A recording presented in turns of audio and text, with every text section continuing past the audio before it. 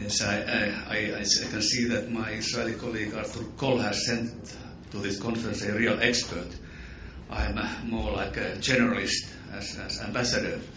But we have a common point because before Serbia I was the Finnish ambassador in Israel. So in that sense, I will, since I am not an expert, my presentation will be more general, not into that much details.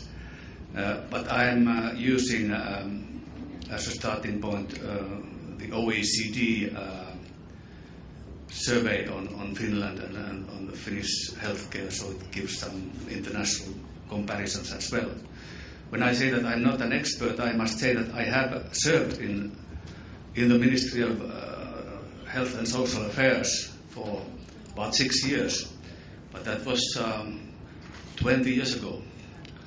But at that time, my government decided to put more emphasis on preventive healthcare, and a working group was formed, and I was secretary of that working group at that time, to reform the system. That meant quite important organizational changes, so that we had a more integrated system than before.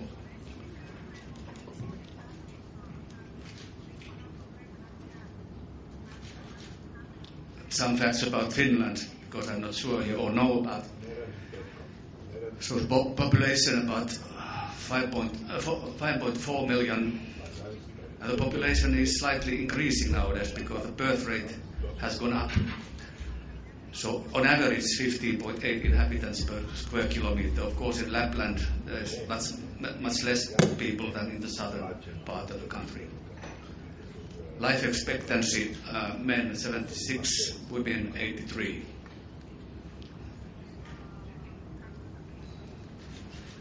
Some key features: high standard of education, social security and healthcare, all financed by the state. GDP per capita about 32,000 euros. Here you have an OECD chart about spending in healthcare as percentage of GDP. You can see that our spending is below the OECD average, and also below the other Nordic countries in this sense. You can see there in the beginning of 90s a peak when we go over the average. That is a time when there was a recession, the Soviet Union and our trade with it collapsed, and at the same time a recession in the Western markets. So the GDP went down and the share is higher. The Ministry of Social Affairs and Health represents about 23% of total state budget, the biggest share of all the ministries. And the health spending was in 2008 8.4% of GDP. And the OECD average, at least in 2003, was 8.8%. So it's still slightly below.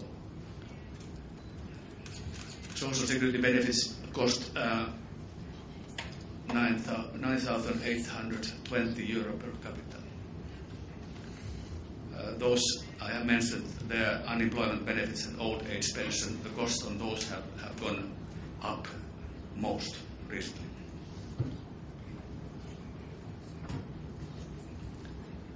Some observations from the OECD country report.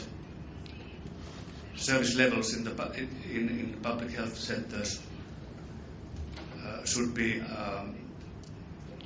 raised or boosted to boost numbers of doctors.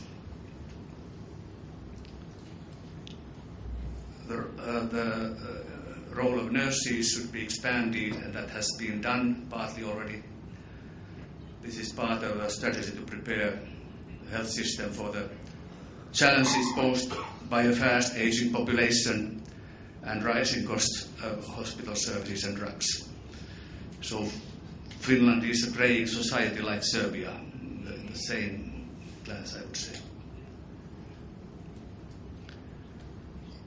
Overall, the Finnish health system performs well according to the OECD report.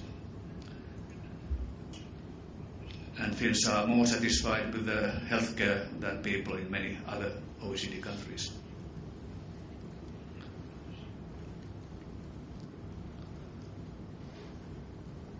One observation is that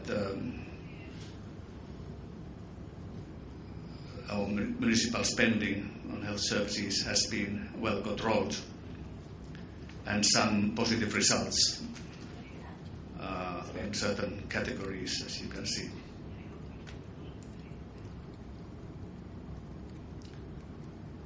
Then some recommendations and room for improvement. There is still room for improvement in all the countries. This is a constant challenge for countries. There are inequities in access to general practitioner services. People with access to occupational health service doctors seem to have higher rates of consultations than those who rely on health center doctors. And until recently, many patients faced long wait to see a doctor at the health center, and there were extensive waiting lists for elective surgery. In the government guidance, there is a limit, I think it's 2 days nowadays, when every citizen should get access to the health services. However, the introduction of waiting time targets by the government seems to be improving those waiting times according to OECD.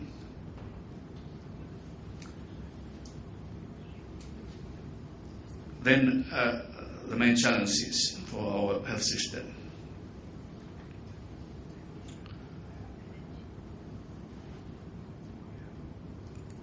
Technological changes are important, and pushing up the costs of hospital services and prescribed medicines is a challenge. Rising patient expectations too, and a rate of population aging which will be much more rapid than in other European countries between 2010 and 2020.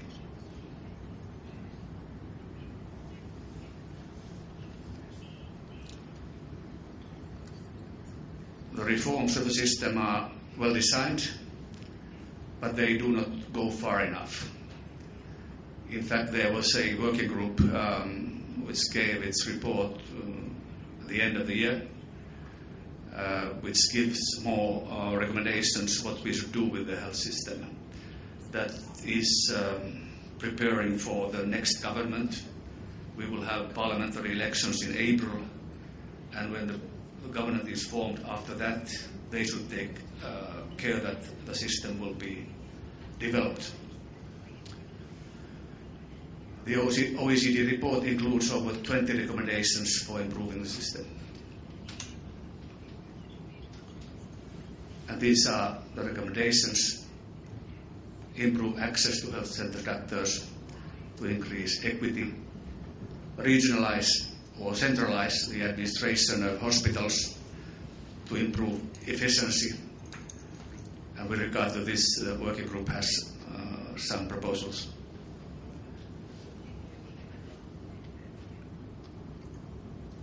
Introduce financial incentives to support the new waiting time targets.